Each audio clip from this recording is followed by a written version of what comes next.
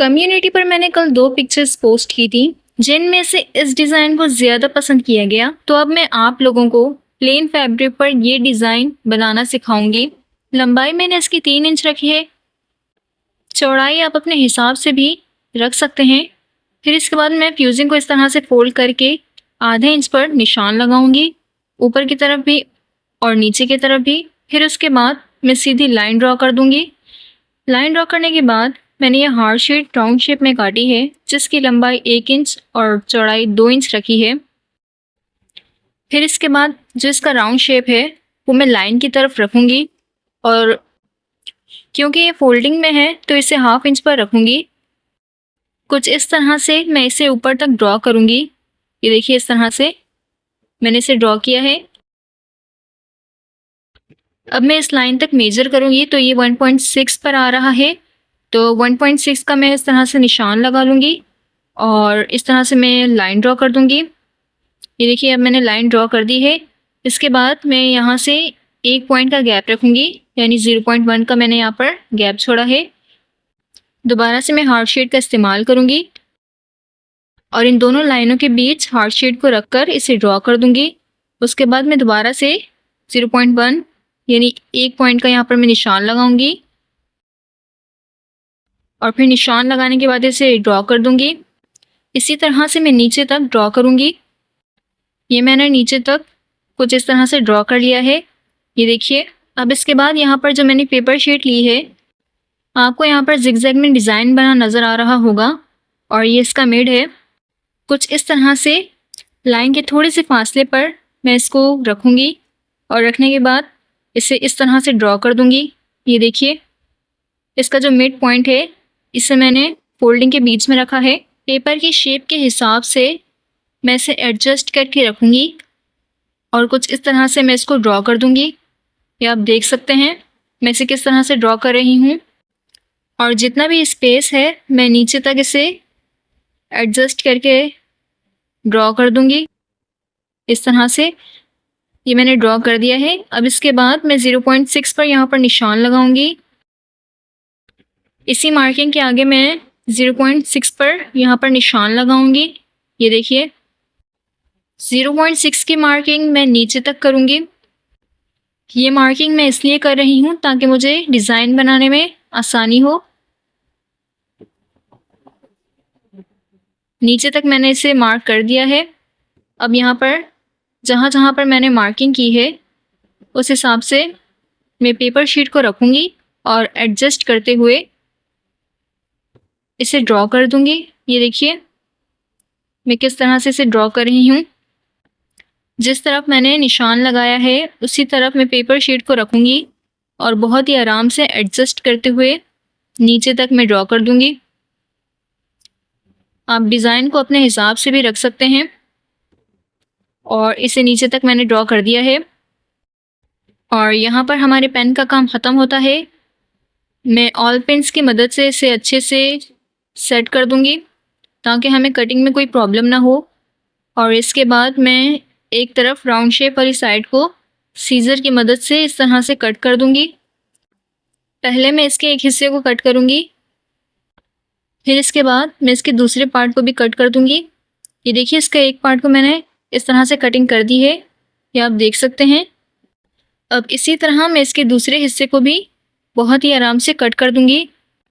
और हमेशा राउंड में कटिंग करते हुए सीज़र के आगे वाले हिस्से का इस्तेमाल किया करें, क्योंकि इससे शेप अच्छी आती है। ये देखिए, मैं किस तरह से इसकी कटिंग कर रही हूँ और ये मैंने इसका दूसरा पार्ट भी कट कर दिया है। तो अब हम देखेंगे इसकी शेप कैसी आई है। और ये देखिए कितने अच्छे से मैंने इस फ्यूजिंग को कट किया है, बिल्कुल इक्वल शेप आई है। अब मैं इन दोनों डिज़ाइन को फैब्रिक पर आयरन कर दूंगी। मैंने इसे फैब्रिक पर इस तरह से आयरन किया है और इसकी एक साइड को मैंने पेस्ट कर लिया है। अब मैं मेन फैब्रिक के ऊपर इस डिज़ाइन को रखूँगी और फ्यूजिंग के बराबर से मैं इसकी सिलाई कर दूँगी। ये आपको इसका सेंटर नज़र आ रहा होगा। डिज़ाइन को बिल्कुल सेंटर में रखूँगी और फिर इसे पिनअप कर दूँगी। फिर इसके बाद मैं बुकरम के किनारे इसको स्टिच कर दूँगी। मैंने चॉक की मदद से डिज़ाइन के ऊपर इस तरह से सीधी लाइन ड्रॉ की है और ये मैंने इसीलिए ड्रॉ की है ताकि हमारी स्टिचिंग बिल्कुल इक्वली हो। ये आप देख सकते हैं, मैंने इस लाइन की तरफ स्टिच करते हुए मैं ऊपर की तरफ आई हूँ। इस तरह से हमारी स्टिचिंग बिल्कुल इक्वली होगी और हमारा ये डिज़ाइन बहुत अच्छे से बनेगा। और इसी तरह से मैंने बुकरम के किनारे इनको स्टिच कर दिया है। ये देखिए मैंने इसको स्टिच कर लिया है। मैं आपको इसकी सिलाई दिखाती हूँ। देखिए मैंने बिल्कुल बुकरम के किनारे से इसको स्टिच किया है, आप देख सकते हैं। अब इसके बाद मैं सिलाई के बराबर थोड़ा सा कपड़ा छोड़कर इसकी कटिंग कर दूंगी। आप चाहें तो निशान लगाकर भी इसकी कटिंग कर सकते हैं अगर आप बिगनर्स हैं तो। अगर आप बिगनर्स हैं तो निशान लगाकर कटिंग करेंगे तो ये ज़्यादा बेहतर होगा। मैं यहाँ पर अंदाजे से इसकी कटिंग कर रही हूँ और ये मैंने कटिंग कर ली है। कटिंग करने के बाद मैं यहाँ पर नोचिस लगा लूँगी।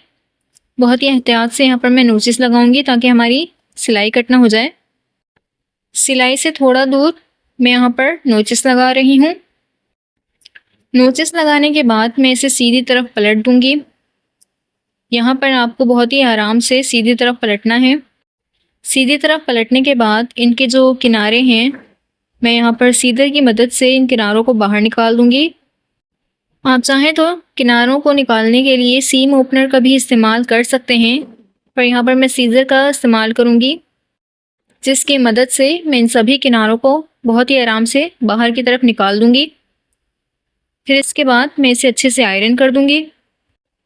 और ये देखिए मैंने इसे बहुत अच्छे से आयरन कर दिया है, ये आप देख सकते हैं। अब यहाँ पर मैं फ्लावर वाली लेस का इस्तेमाल करूँगी। पहले तो मैं इनकी साइडों पर इस तरह से कट लगा लूँगी।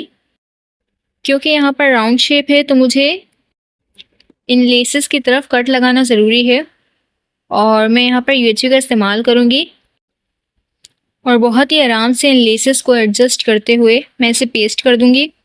ये देखिए बहुत ही आराम से मैंने इनको एडजस्ट करके पेस्ट किया है। ये मैं आपको कट करके इसका सीधा लुक दिखाती हूँ, कितने आराम से मैंने इसे कट करके पेस्ट किया है।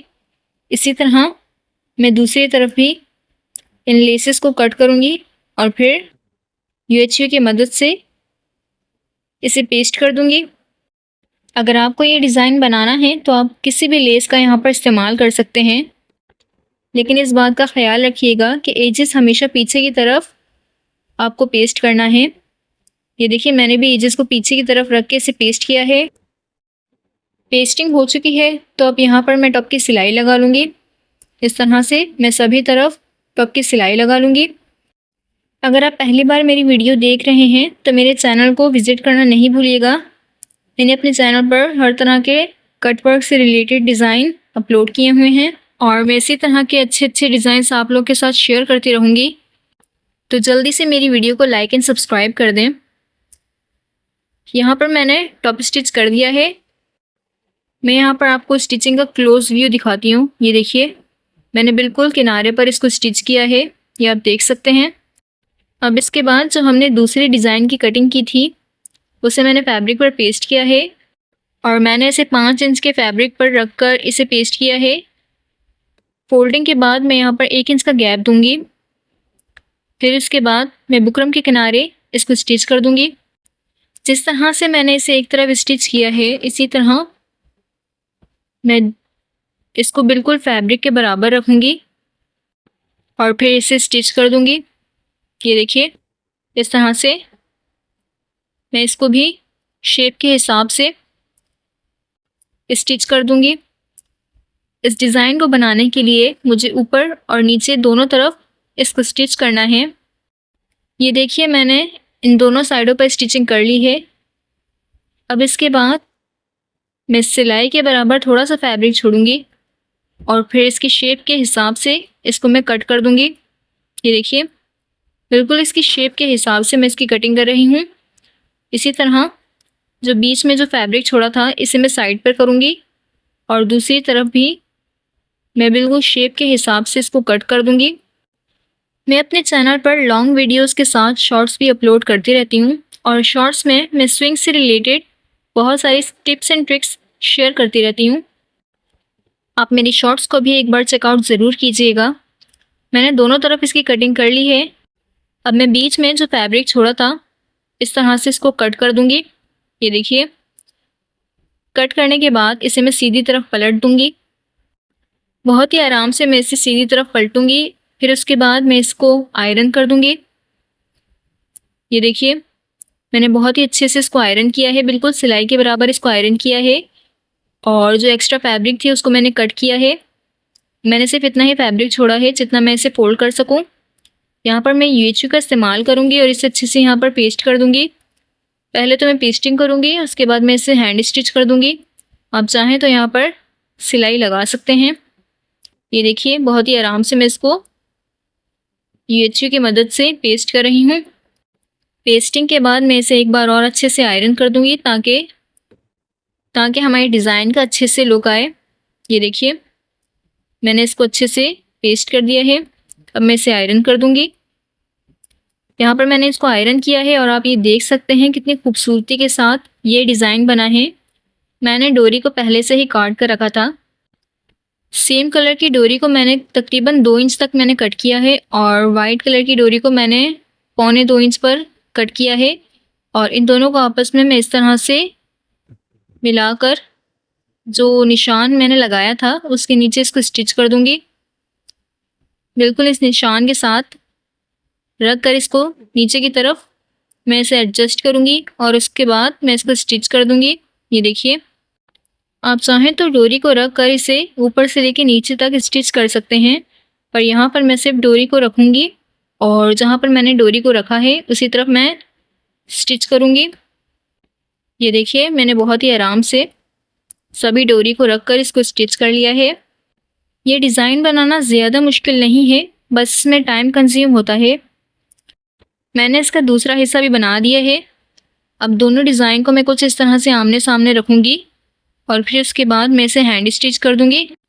ये देखिए, मैंने किस तरह से इनको आमने सामने रखा है और यहाँ पर मैं सुई धागे की मदद से इसे हैंड स्टिच कर दूँगी। तो वीडियो ज़्यादा लंबी हो रही थी तो मैं इसकी स्टिचिंग को स्किप करूँगी। बहुत ही आराम से मैंने इन दोनों डिज़ाइन को आपस में मिलाकर हैंड स्टिच कर लिया है, ये आप देख सकते हैं। और इसी के साथ हमारा डिज़ाइन बनकर रेडी होता है। आपको ये डिज़ाइन कैसा लगा मुझे कमेंट सेक्शन में ज़रूर बताइएगा। लाइक एंड सब्सक्राइब नहीं किया है तो अभी कर लें। Thank you.